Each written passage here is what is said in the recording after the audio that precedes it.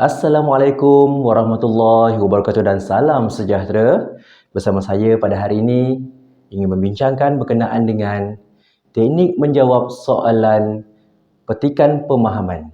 Dalam kertas dua bahasa Melayu, terdapat soalan pemahaman iaitu dalam bahagian B, terdapat dua bentuk petikan soalan pemahaman.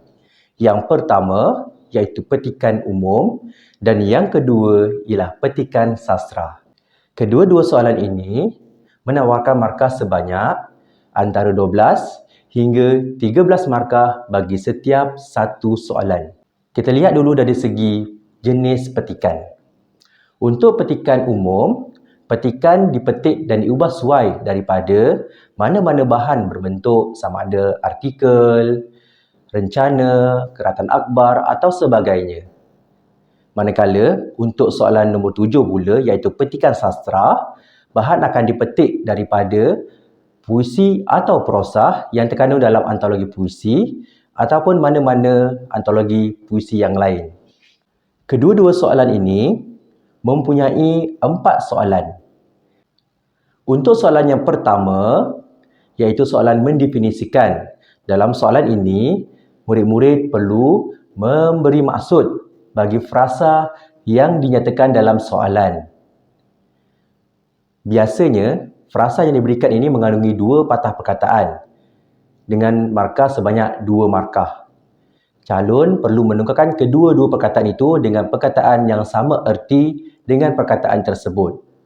Sekiranya calon tidak mampu untuk menukarkan kedua-dua perkataan tersebut, calon boleh menukarkan salah satu perkataan yang diketahui. Sekiranya perkataan tersebut betul, maka calon akan dapat 1 markah bagi soalan tersebut. Apa yang akan berlaku sekiranya calon menukarkan kedua-dua perkataan tersebut tetapi salah satu perkataan yang ditukarkan itu salah? Hal ini akan menyebabkan calon mendapat markah kosong saja. Jadi, ketika menjawab soalan mendefinisikan, calon tak perlu tamak untuk mendapatkan kedua markah tu, tetapi pastikan perkataan yang ditukarkan itu membawa maksud atau fungsi yang sama.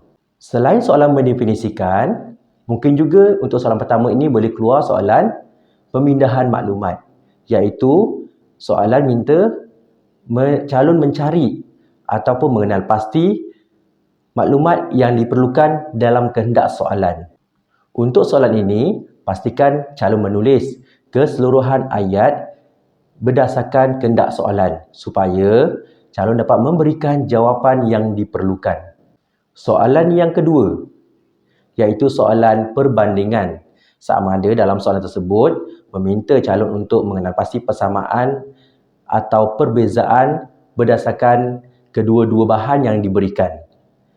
Untuk menjawab soalan kedua ini, pastikan yang pertama, bila calon menulis jawapan, calon perlu mengkategorikan jawapan calon. Sebagai contoh, untuk idea yang pertama, daripada bahan 1. Manakala, idea yang kedua, daripada bahan yang kedua. Jadi, calon perlu menulis dengan jelas jawapan tersebut ataupun idea tersebut diambil daripada bahan yang mana, supaya hal ini memudahkan pemeriksa untuk mengenal pasti jawapan yang dikemukakan oleh calon. Sekiranya calon tidak menulis nombor bahan tetapi idea yang dikemukakan oleh calon itu betul, calon masih layak untuk menerima markah seperti mana yang ditawarkan dalam soalan tersebut. Jadi jangan bimbanglah kalau tiba-tiba terlupa nak tulis nombor bahan. Untuk soalan yang ketiga pula, iaitu soalan kebat. Untuk soalan kebat ini, pertama sekali calon perlu memahami kehendak soalan. Pastikan calon memberikan jawapan berdasarkan kehendak soalan. Sebagai contoh, kalau soalan minta anda mengemukakan peranan ibu bapa untuk mengatasi masalah buli. Jadi calon perlu berikan jawapan berdasarkan kehendak tersebut, iaitu peranan ibu bapa. Jangan berikan peranan pihak yang lain. Selain itu, pastikan juga jawapan yang diberikan oleh calon berdasarkan soalan nombor 3 itu bukan dalam kategori yang sama. Sebagai contoh, idea yang pertama, calon mengemukakan pihak kerajaan perlu menguatkuasakan undang-undang. Idea yang kedua, pihak kerajaan perlu melaksanakan undang-undang dengan tegas. Jadi kedua-dua idea ini ialah idea yang berada di dalam kategori yang sama. Jadi tolong elakkan daripada membuat sedemikian kerana hal ini akan merugikan calon. Untuk soalan nombor 4 pula, iaitu soalan penyelesaian masalah.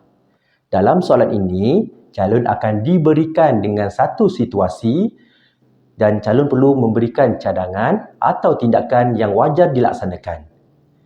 Pastikan cadangannya ataupun tindakan yang diberikan relevan dengan kemampuan ataupun kehendak soalan tersebut.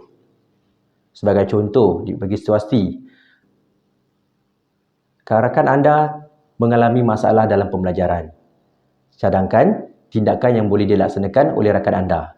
Jadi kat sini, anda perlu mencadangkan kepada kawan anda apakah tindakan-tindakan yang boleh kawan awak lakukan.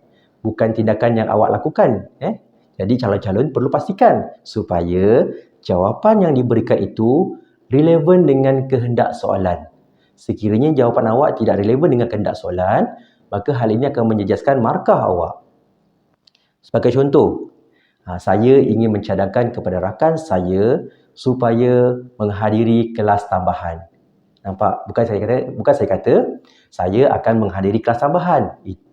Jadi kat sini kita dapat lihat bahawa kedua-dua idea itu berbeza kehendak dia. Yang pertama, awak mencadangkan kepada kawan awak supaya kawan awak pergi kelas tambahan. Contoh idea yang kedua tadi, awak akan pergi ke kelas tambahan. Sekarang ni kita lihat dalam kehendak soalan tersebut, soalan minta cadangan awak untuk membantu kawan awak yang mengalami masalah dalam pembelajaran. Bukannya menyelesaikan masalah awak dalam pembelajaran. Jadi untuk soalan nombor 4 ni, calon kena berhati-hati dan fahamkan betul-betul kehendak soalan supaya awak dapat memberikan jawapan yang relevan dengan kehendak soalan. Untuk makluman semua, soalan 6 dan soalan 7 ialah bahagian yang boleh membantu anda untuk mendapatkan markah dalam kertas dua bahasa Melayu. Oleh itu, pastikan awak menjawab soalan dengan betul dan fahami kehendak soalan supaya dapat memberikan idea yang jelas dan sesuai dengan kehendak soalan yang diberikan. Sebagai kesimpulan, untuk pertemuan kita pada hari ini, saya telah berkongsi kepada anda semua berkenaan dengan bentuk dan juga cara menjawab soalan nombor 6 dan nombor 7 iaitu petikan umum dan petikan sastra. Semoga video ini dapat memberikan manfaat kepada anda semua. Sekiranya video ini memberikan manfaat kepada anda semua, sudikanlah diri anda untuk menekan butang like dan subscribe channel YouTube ini supaya terus berkembang untuk menyampaikan ilmu kepada anda semua. Sehingga kita jumpa lagi pada pertemuan akan datang.